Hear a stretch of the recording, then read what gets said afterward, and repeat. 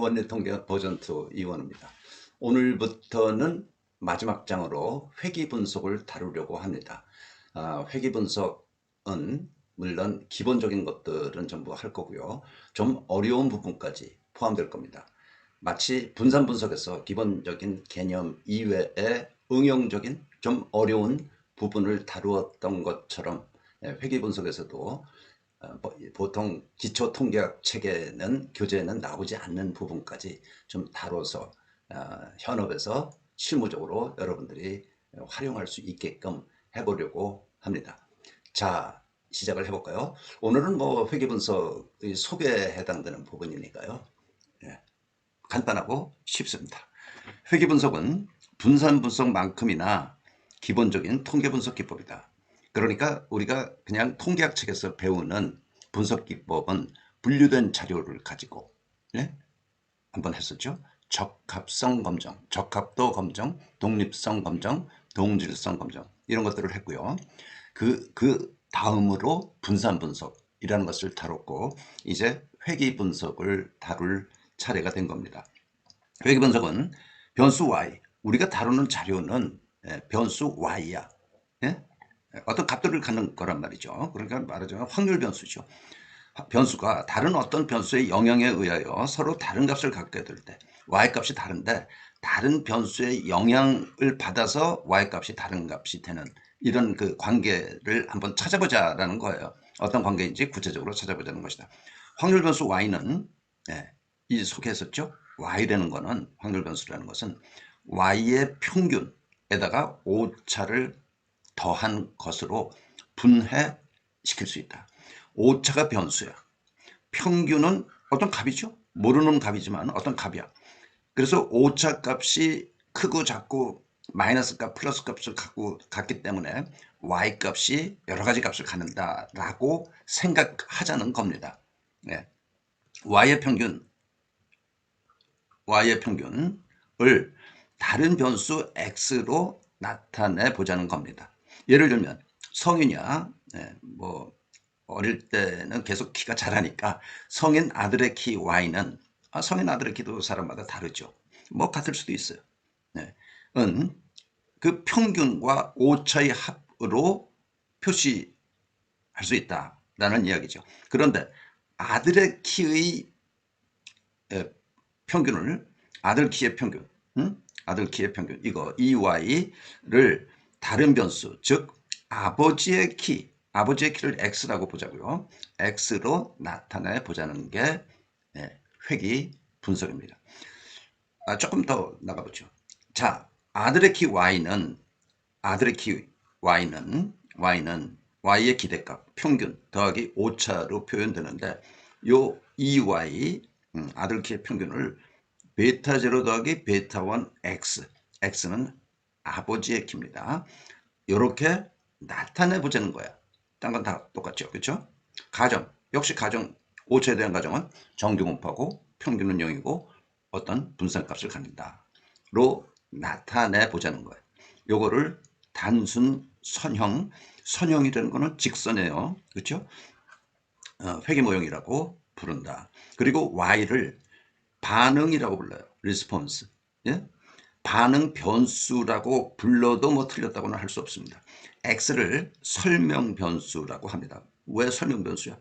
y를 설명해 주는 변수라는 이야기야. 그래서 explanatory variable이라고 부른다. 그런데 보통 이제 y, x 이런 일차식의 관계는 뭐라고 그럽니까? y는 2 더하기 3x, 3x.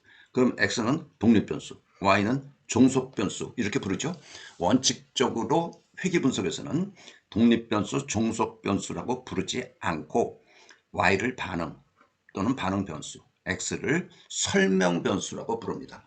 설명변수라고 불러요. y를 설명해주는 변수라는 이야기야. 그리고 이제 이 독립변수, 종속변수는 이건 확실한 어떤 관계 아니에요. 그래프로 딱 2 더하기 3x, y 이런 관계에 있다는 거죠. 물론 이런 관계를 찾는 것이기는 하지만 x를 독립변수라고 부르는 것보다는 설명변수로 부르는 것이 더 맞는 이야기다. 여기서 x도 확률변수야. 대문자로 쓰면 확률변수죠. 그렇죠? 여기서 꾸준히 이야기한 게 대문자 x는 확률 변수야. 스몰 x, 소문자 x는 어떤 값이고, 그쵸? 예, 그거 그냥 계속해서 일관성 있게 유지해 나온 노테이션입니다. x도 확률 변수로서 여러 개의 값을 갖지만 그 값들은 주어진 값으로 취급한다. 변수라고 이름도 부르는데 주어진 값으로 취급을 해. 예, 만약 x가 확률 변수로 x를 생각을 한다면 이야기가 많이 달라져요. 많이 달라지기 때문에 여기서는 다루지 않습니다. x가 확률 변수이면 보세요. 이게 확률 변수야. 오차 뭐야? 확률 변수죠? 그쵸? 정규분포한다고 가정했으니까. 근데 x가 설령 정규분포한다고 그래도 아주 복잡한 y의 분포가 복잡해진단 말이에요. 근데 x가 무슨 다른 어떤 이상한 분포를 하면 이건 꼬이는 거야. 예? 굉장히 어려워진다고. 그래서 x는 설명 변수이면서 확률 변수이면서 설명 변수라고 부르지만 x의 그 값들은 주어진 값, 예, given value, fixed value라고 취급합니다. 그게 이제 이를테면 회귀 분석의 뭐 특징이라고 할까요? 예, 유의사항이에요. 그리고 이제 표본을 얻었어. 표본을 얻어. x 아버지 키 아들 키, 아버지 키 아들 키 이렇게 100명 부자의 백상 있네. 백상 부자의 아들과 키, 아들의 키, 아버지의 키. 뭐 이렇게 자료를 얻을 거 아니에요. 그래서 베타 제로라는 것과 뭐예요? 베타 제로 모르는 값이야. 그렇죠? 베타 원 모르는 값이야. 이것을 추정해야 돼. 그래서 얻으면 추정해서 자료를 가지고 추정해서 얻으면 y 햇은 베타 제로 햇 더하기 베타 원햇이 햇이라는 노테이션 아시죠? 예. 추정량이나 추정치를 쓸 때 자료들로서 모르는 파라미터를 추정할 때 그 값을 일반적으로 모자를 씌웠다. 그래서 hat을 붙입니다. 네? 이런 이건 뭐예요? 1차식의 관계, 1차식의 관계를 구하는 것이 우리 목표다. 자, 다시 한번요. 회귀 분석이란 지금까지 쭉 설명을 한 거고 단순 선형 회귀, simple linear regression, 단순 선형 리니어 회귀는 리그레션이에요. 의 모형은 yi는 이제 저 표본을 얻어야 되기 때문에 i 하점자가 들어갑니다. 베타 제로 더하기 베타 1 xi 더하기 입실론 i. 예. 입실론 i라는 오차는 똑같이 독립적으로 분포한다. IID 기억나십니까? 예. IID 노말 평균이 0이고 분산이 시그마 제곱인 그런 정규 분포한다고 가정합니다. 어디서 또 이런 가정을 했었어요? 예? 분산 분석에서 가정했었죠. 그 모형이 조금 다르지만 거기서도 이 가정이 들어갔다. 그러니까 분산 분석, 회귀 분석은 뭐예요? 정규 분포가 가정되어 있는 분석 기법이에요. 자료가 y가. 자 보세요. 이게 정규 분포야. 그러면 이건 given value, fixed value 어떤 값이야 그냥 다. 그런데 이게 확률 변수니까 yi가 확률 변수가 되는 거죠. 그렇죠? 그러니까 자료가 정규 분포한다는 가정하에서 단순 선형 회귀 분석을 한다는 이야기예요.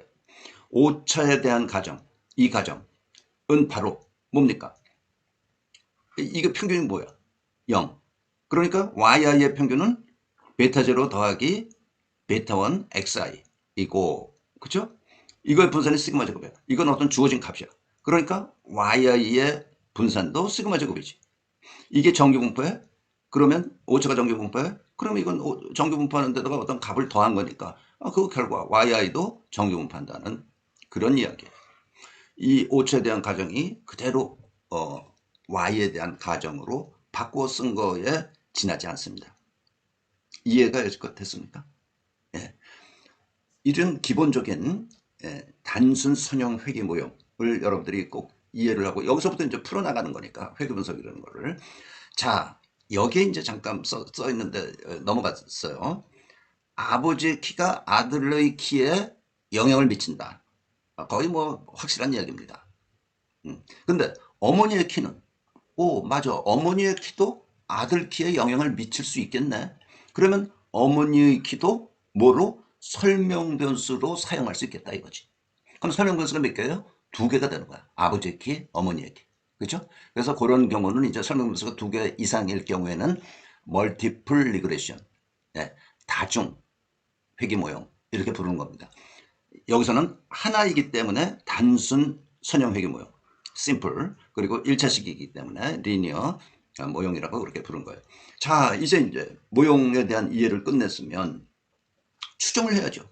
파라미터가 뭡니까? 모르는 값이 베타 제로, 베타 원, 그렇죠? 그리고 또 모르는 게 또 있죠? 시그마 제곱. 이게 파라미터야. 에?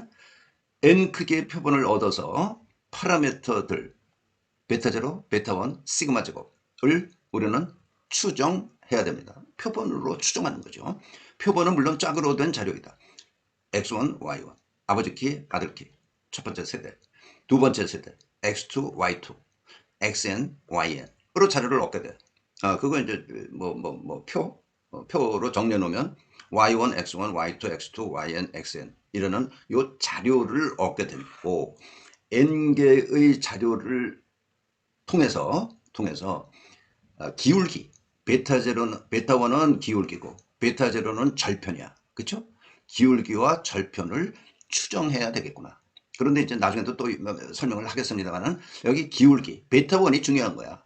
그렇죠? 베타 1, 베타 제로는 뭐야? x가 0일 때의 y 값이 베타 제로 아니야. 절편. 네. 그러니까 그 1차식에서 여러분들이 배웠던 거, 이게 절편이고 이것분의 이거, 이것분의 이 밑변분의 높이, 이게 이제 기울기가 되는 거죠. 기울기를 구하고 절편도 구해보자. 또 시그마 제곱도 구해보자. 자료가 있으니까, 자료를 얻었으니까 시그마 제곱은 어떤 값을 갖는다고 할 수 있나 추정해보자는 거예요. 예, 요게 회귀 분석입니다.